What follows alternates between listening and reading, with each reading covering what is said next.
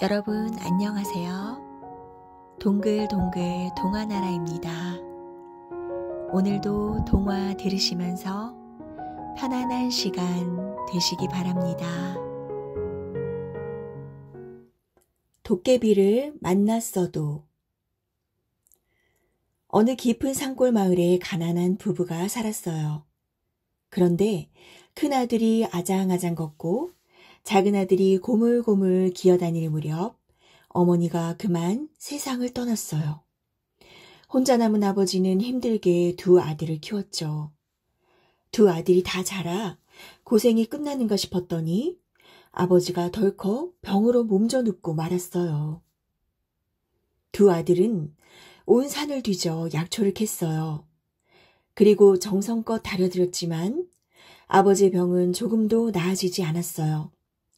큰아들이 작은아들에게 말했어요. 산 너머 부잣집에 가서 무슨 일이라도 해야겠다. 내가 돈을 벌어 의원을 모셔올 테니 그때까지 아버지를 잘 모시고 있으렴. 큰아들이 힘들게 고생할 생각을 하니 작은아들의 눈에 눈물이 핑 돌았어요. 형님, 이 느티나무 막대기를 지팡이 삼아 짚고 가요. 큰아들은 느티나무 막대기를 짚고 산 너머 마을로 떠났어요. 워낙 깊은 산골이라 부지런히 걸었는데도 어느새 날이 어둑어둑해졌어요. 오늘 밤은 산속에서 보내야겠구나. 큰아들은 차가운 밤 이슬을 피해 하룻밤 쉬어갈 자리를 찾아보았어요. 마침 두 개의 무덤 사이에 오목한 곳이 있었어요. 여기에서 한잠 자고 가야겠다. 큰아들은 몹시 피곤했지만 아버지를 생각하니 잠이 오지 않았어요. 그래서 이리 뒤척 저리 뒤척 날이 새기만 기다리다가 나뭇잎을 걸어 모아 이불 삼아 덮었지요. 그때 갑자기 시끌벅적한 소리가 들려왔어요. 사방이 조용해서 두런두런 이야기하는 소리, 저벅저벅 울리는 발자국 소리가 더 크게 들렸죠. 아니, 한밤중에 이게 무슨 소리지? 큰아들은 슬며시 눈을 떴어요.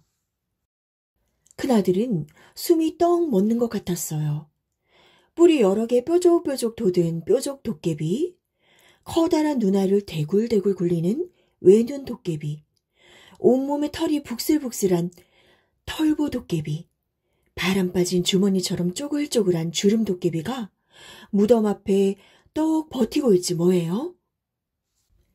이봐, 해골 도깨비, 어서 일어나라고. 도깨비들은 큰아들이 나뭇잎을 덮고 누워있어서 해골 도깨비인 줄 알았던 거예요. 큰아들은 머리가 어질어질, 온몸이 오싹오싹, 식은땀이 줄줄 흘러 꼼짝할 수 없었어요. 뾰족 도깨비가 소리쳤어요. 이봐, 얼른 일어나라니까. 날이 밝기 전에 김영감네 황소의 혼을 빼와야지. 큰아들은 정신을 바짝 차리고 떨리는 목소리로 말했어요. 자네들 왔나? 그런데 이를 어쩌지? 몸이 으슬으슬한 게 감기가 온 모양이야. 그냥 자네들끼리 가게나. 뾰족 도깨비는 고개를 절레절레 저었어요. 아니, 자네가 먼저 가자고 해놓고 그 무슨 말인가? 내가 자네를 업을 테니 어서 가세. 아닐세. 난 됐어. 그러자 털보 도깨비가 소리를 버럭 질렀어요. 같이 가야지 무슨 섭섭한 소리야.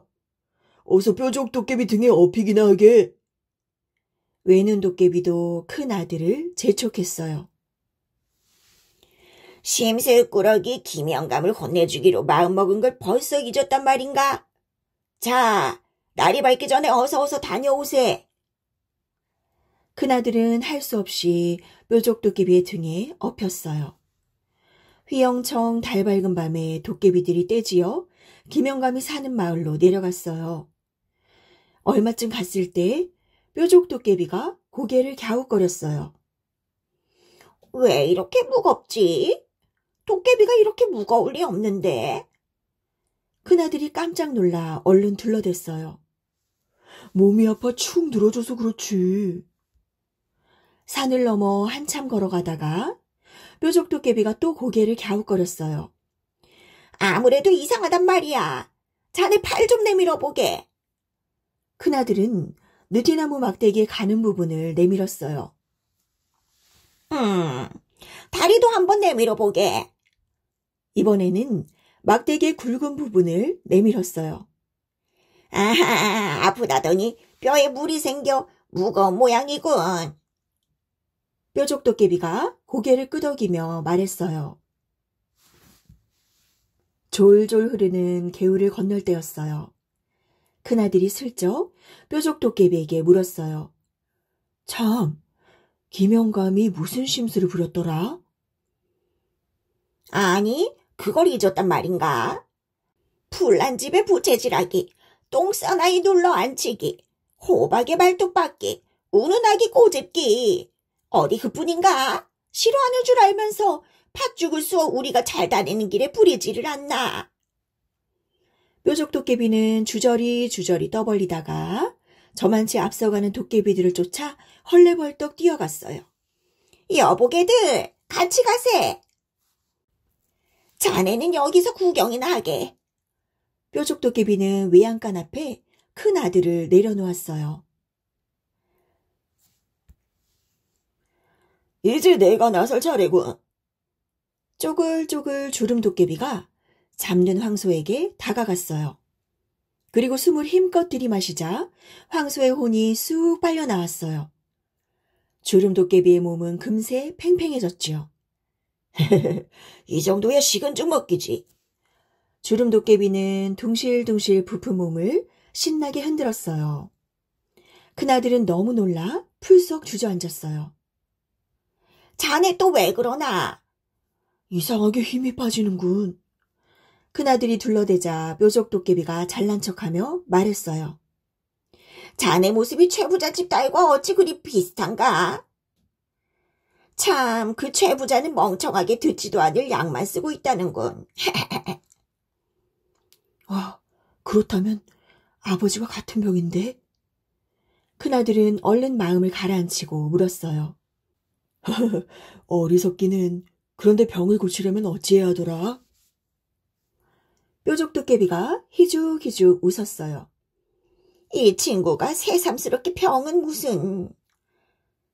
잠보도깨비가 들어가서 그런 거잖아.